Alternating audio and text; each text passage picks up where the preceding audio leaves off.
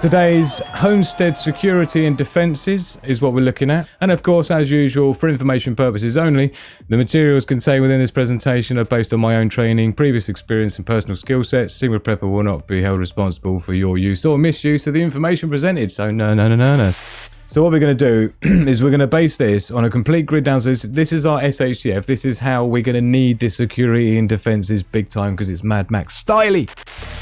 I'm going to look at this from a perimeter point of view, and it's just the easier way to break it down. So we're going to start off from our least biggest threat, from starting all the way out, and then we're going to work in closer and closer and closer into ourselves. Stay out of dodge. And again, part of the way of staying out of dodge in the first place, don't forget, is by looking at the perimeter we've done and about seeing your threat coming in from the greatest distance possible, right? Intelligence is always going to be your friend, right? If you know they're coming before they even know they're on the way, then you're already won. So here we go with offensive measures, and of course this is a tricky one because it depends where you are, what you've got rocking where you are and things, but to give you some ideas, right? Some indoor outdoor considerations, right? Indoor outdoor considerations. So for example, you know, there's, if you're into firearms and stuff, of course you've got some ammunition which is high smoke and some ammunition that's low smoke. If you plan on using these indoors, you need the low smoke kind, as you won't see anything in your house the minute you've let a few rounds off now, will you? You don't want to be messing with a shotgun in your house because that will go straight through the wall, straight through the other wall and straight into one of your family members if you're not careful. You need to be watching your backstops. I'm not going to get into firearms in this one because it's a different type of thing and that's up to you, right? But I'm just saying, you have indoor, outdoor considerations of your offensive measures, right? And of course, these are all subject to your local laws and regulations, right? So, the obvious stuff, the Second Amendment stuff, right? But you've got your long range and your short range, right? Because if you're at the top of your drive, if you're your drive and you're on patrol in that way, then you're going to be looking at all the long stuff. But are you? Because you're probably going to be engaging with them before you know if they're a threat or not. They could be asking to barter something with you. They could be, you know, wanting to sell you something or try and buy something from you. You don't know yet. So be careful with this. But things like lasers can be good. You know I shouldn't ever say this, but, you know, they can be a good way of keeping people at bay. Even just a flashy light. Yeah. You'll notice I keep this on flashy setting because the disorientation, the flashing frequency is designed to make the iris respond and close, and then the light turns off so the iris opens, and the minute the iris opens the light comes back on again. It's a constant recurring can't see. Don't underestimate flashing lights even as being a thing, yeah? Tasers, mace, sharps, whatever's legal where you are, right? The usual stuff. But when it comes to sharp stuff, swords, knives, don't get messing around with that. It's not worth it, really. Unless you know what you're doing, because you'll end up just hurting yourself, or it get taken off you, or, you know, it's tricky.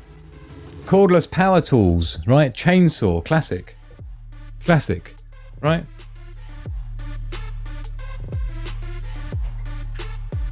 What I'm talking about is an electric cordless chainsaw. Why electric? Because indoors, in your hallway, if somebody decides to break through your door or is standing talking to you on the doorstep, I'm pretty sure, yeah? I'm pretty sure if you were looking at them with this, right? And the benefit is, of course, that this can be used indoors because there's no smoke. And it's instant, yeah? The minute I'll pull the trigger, right? It's instant. Really? Do you think someone's going to want to get near that? Yeah? Sorry, I couldn't hear you. You want a tin of what? Sorry?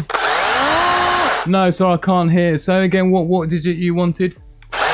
Oh, right. No, sorry, can't hear you. Right? Do you think someone's going to want to mess around with that? I mean, obviously, that's not what this is for. This is for cutting down the trees. You know, in the worst case scenario. But to have an electric chainsaw like that, that's usable indoors in terms of not near, you know, you've not got exhaust problems, you've got stuff like that, right? Again, it's a deterrent, right? You're going to reach them with that quicker than they're going to reach you with their knife, okay? Electric chainsaw trumps knife every time, just so you know. They've even got to get near that accidentally they're getting got. It's like a shark. I love sharks, but you're going to get got just accidentally brushing past them. Let's face it, with teeth like that. It's the same with these things, right? So think creatively is all I'm saying. It's about how you look. It's about the deterrent as well, yeah? No one's going to want to get involved in chainsaw wounds. Fire extinguishers, don't underestimate how much of a put-off fire extinguishers are if you're not allowed mace in your country. A powder fire extinguisher can do a pretty good job. Think it through, right? High-powered siren. You can get little earbuds yourself so that your ears are protected and theirs won't be. You can buy some pretty high-powered sirens nowadays that are designed to do some pretty crazy stuff. Look into it. Yeah? So I don't need to get into too much here because this will be down to you and your own thing, looking at it logically. You know, things like slingshots. I happen to be a marksman anyway from clubs I've joined, and I'm pretty good with a slingshot. So I've got like a Pro Diablo's my favourite thing. I need to put some new bands on this one. But you'll be surprised what you can do with something like that, right? It doesn't have to be a lethal thing. It doesn't have to be, yeah, half-inch bearings. Yeah, 12-inch I prefer. 12-millimeter half-inch bearings are quite a nice size, right? You just got to be creative about what you're doing. You don't have to spend loads of money because I don't have loads of money. So all the stuff that I've got have just been things that I've gathered and things that I've built and designed myself. Right, there's some stuff that I haven't shown you that I wasn't sure if I was going to, but just to give you an idea, because I am a prototype engineer, there are some things that I've built that are a little bit more off the scale. Now this thing is absolutely humongous and solid, but this is a sentry turret that sits in the garden with whatever you want to put on it. It goes on a big tripod stand usually.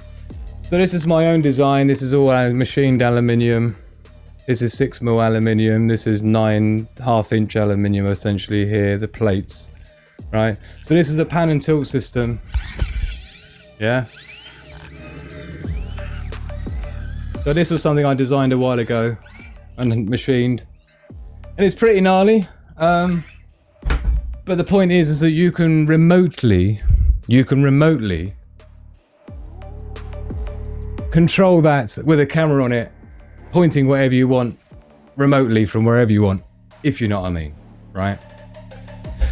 So I'm going to be doing something with that at some point soon. Bear with it. Back to where we were then. Offensive measures, it's a tricky one. But what we need to get to is leading up towards the realisticness of thinking this through, as few people seem to in this space, right, is the restraints and mopping up. Now, a lot of people who I see who are survivalist preppers and all this other stuff, right, the commando types, yeah, is they never seem to think this far ahead, it seems. They're always playing checkers and they just wait until the next move happens and then they think about what they're going to do. And they've never thought like more than 2 moves ahead. So one of the things that you find that they never think through is what exactly you're going to do with these people, right? Because if you log someone out, you've got a problem with moving it, the body and that, right? And what are you going to do if they're just injured? Are you going to help them? Are you going to, you know, keep them prisoner or something? Are you going to provide food and healthcare or something? I mean, what are you planning to do? If you have some fisticuffs and they get injured or whatever, and then they've seen all your stuff and you don't want them to go and tell their gang back from wherever they're from that you've got all this stuff. So what are you going to do? You're going to keep them prisoner? Right, you got to think this through.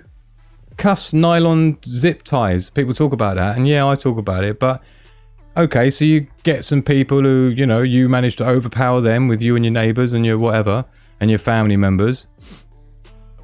And maybe a buddy you got staying with you or something to help you out, right? For a bit more heavy-handed. Right? And you've zip-tied someone up. What are you going to do with them, right? Where are you going to put them? Yeah, look, Kaz has got a good idea. She's saying use a chainsaw, right? Make it manageable sizes. If you've got a working freezer, I've heard that's good. If you freeze it first, it's like far less messy, apparently. Oh, unbelievable. So, consider the long-term consequences of your SHTF actions is my point. I started the beginning of this show saying about, you know, don't do anything that's like criminally going to be a problem, because you never know what laws will be retrospectively looked at after the event, right? So there's going to be long-term consequences, because if you do harm somebody or you do take someone out, you got to expect there to be some blowback from that. You got to expect their family, their friends, their loved ones to not be happy about that and to want to come and reap revenge, so, even if for nothing else, right? If they're already desperate and they've got nothing to lose, think about it, right? So you're going to lock them up, you're going to tag them and bag them. I mean, what are you going to do, right? And that's not teabag them, that's tag them and bag them, not teabag them. You could teabag them as well. Oh, amazing. So, yeah, bodies. Intel gained or given? I mean, are you going to figure out how many friends they've got, if they're going to come back, where they're from? Are you going to be worried about they've got information from you, about your family, about the preps that you've got, the supplies that you've got? And then let them go, and then maybe they come back. What you got to do? You got to think this through now. There's no good waiting until it happens, and then you go, oh, I wish I'd done that, and then, oh, where are we going to drag them to? Where are we going to put them? Clearly, more discussions needed live in the chat, right? So this is the point: is that you got, although we've dealt with all of these security elements, you know, going in and in and in, up until the point where we're up close and personal, right, and they're in our face. And then we've had some sort of an altercation because it wasn't our choice, but we had to defend ourselves. What could we do, right?